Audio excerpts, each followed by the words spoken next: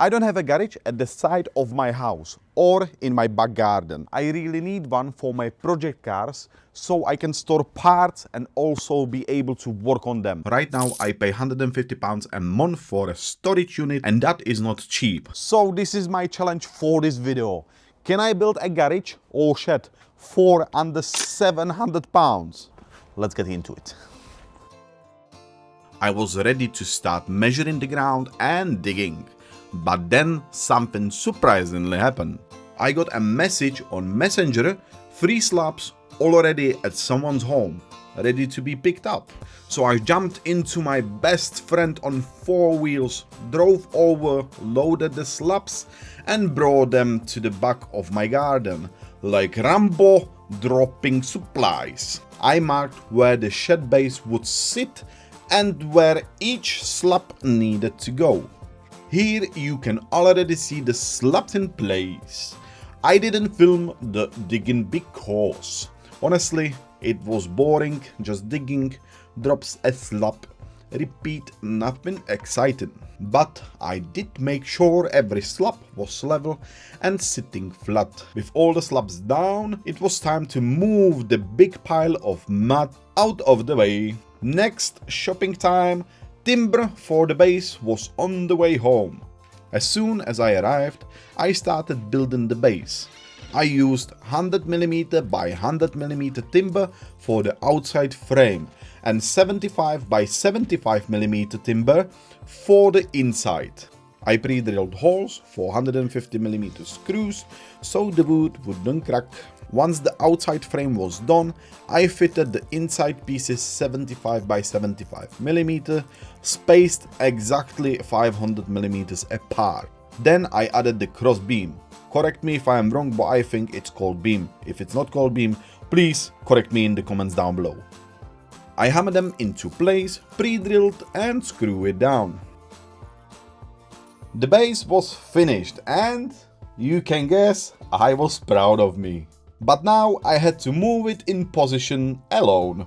My girlfriend was pregnant at the time, so I didn't want her lifting anything. And yes, it was very heavy. To make the middle part of the base stronger, I placed a bricks under the center, cut a piece of timber to the exact measurement and then screw it in. On the front I fixed it to the plank that was already drilled into the concrete, so it wouldn't move. Strength test, solid, not moving at all. Next, I put down 18mm OSB to create the floor. I sealed it with wood sealer, or wood protector, or how it's called it, to keep out water and moisture. Then I started measuring and cutting 38 by 63mm timber for the walls. If I am right, it's called C16 timber or something like it. Just like before, I pre-drilled all the holes to stop the wood from cracking. The walls were built similar to the base, just a bit different in shape. Here you can see me putting up the frames and adding 9mm OSB sheets. For the back wall, I didn't build one big piece. I made 2 similar walls and screwed them together.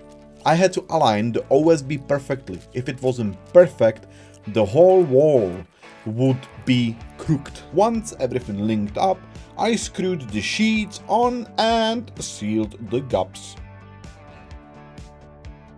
Then I rotated the wall and fixed it in place using 150mm screws.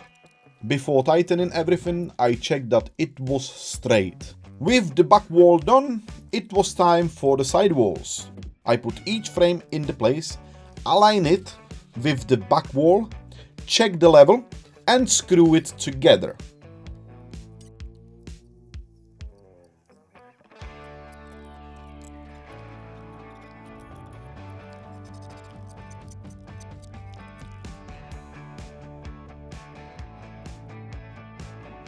To make the walls stronger, I added timber across the frames. I think it's called beams, but I asked before. So let me know in the comments, is it beam or is not a beam?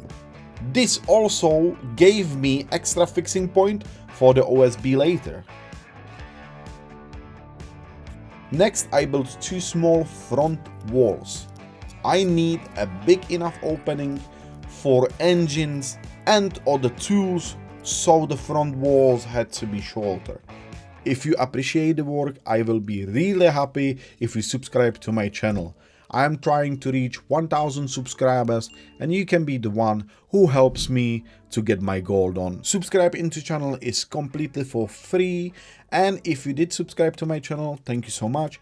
If not a hard feelings. I hope you will enjoy this video. So I leave you into it now and let's carry on. Once they were level, I added a timber beam between them to make the front square and stable. With the structure ready, I added OSB sheets to finish the walls.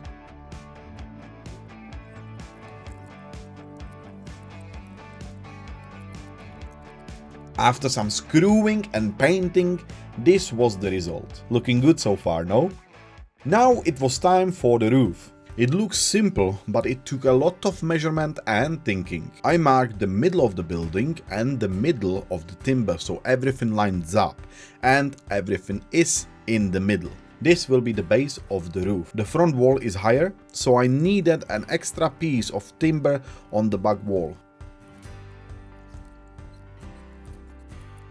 I pre-drilled holes in angle into the timber and screw the timber in place. Then I added the main beam across the top, the backbone of the roof. Next, a lot of measurement and lots of cutting on the angle pieces. I think they are called rafters. I think rafters they are called. I made one demo rafter, one demo piece, first to test the fit. The rafter is good, it worked, so I use it as a template for the rest.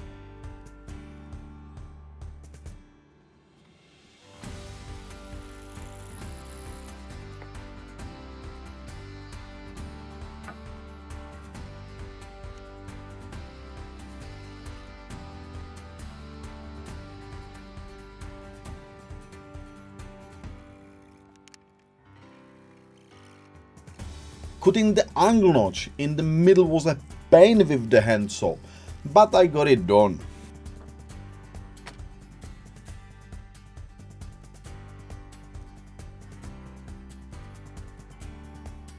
Soon all 8 rafters were in place, 2 at the front, 2 at the back and 4 in the middle. I added extra timber between them to keep the spacing even and make the roof stronger. As you know, I am heavy boy and I will have to go on the top of the roof.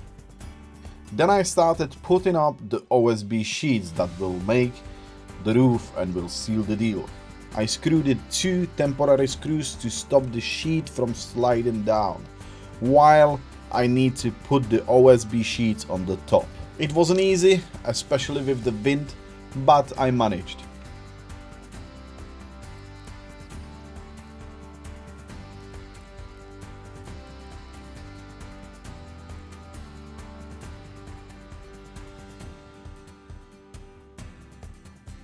Once the roof was covered, I cut 2 triangle pieces for the front and back to fill the gaps. On the front the shape wasn't exactly triangle, so I had to make a few strange cuts to make it fit.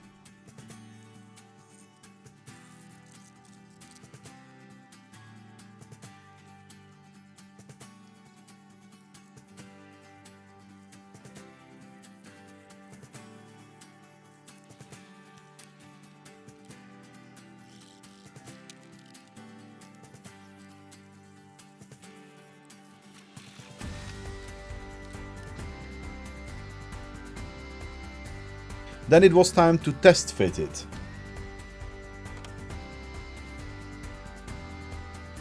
If I can be honest, this fits very well for me. While the paint was drying, I covered the inside walls. Where the OSB had no support, I added extra timber behind it.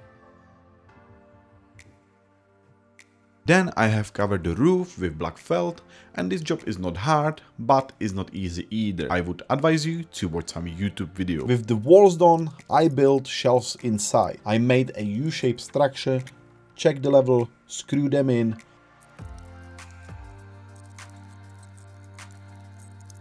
put the front timber on, put the cross beams on it,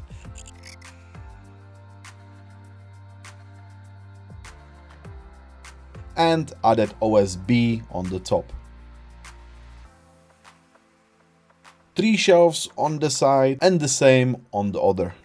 Now it was time for the doors. I doubled the timber on the hinges side so I could use a longer screws and make the hinges stronger. This is the frame doors, similar like the walls, but a little bit smaller to fit it. This is the demonstration of the doors. Those hinges can hold up to 100 kilos. Probably overkill, I know, probably overkill. But they were only 15 pounds, so why not? I had to sand the edges of the doors and the walls because they were rubbing and wouldn't open fully. Not fun, but necessary. After sealing everything again, I hugged the doors. Looking good.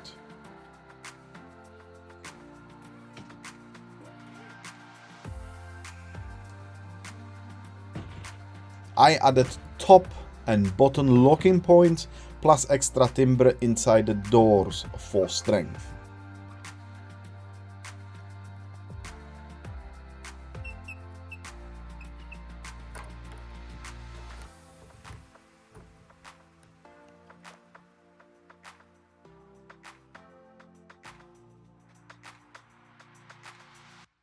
And here is the inside already with the few things in place so you can imagine the final look. For someone who has never built anything like this before, I think the shed turns out great. I put my heart, sweat and even a bit of blood into this project. If you appreciate the hard work, I will be really happy if you subscribe to my channel. And stick around, because now I will show you how much this whole project cost. Shed finished. I think is looking pretty good, but this is on you to decide in the comments down below and let me if you like how the shed look like. I think it's looking pretty good. There is few bits and bobs that have to be done inside, like a workbench and finish the shelves to make them more stronger. But on this segment, I will post it on Facebook or Instagram in my stories or in my post. So if you don't follow me on Facebook or Instagram, now is the right time. But I think I have failed on one segment, and that is the budget. So now we will take all of the receipts and we are going to calculate how much I really spent on this shed.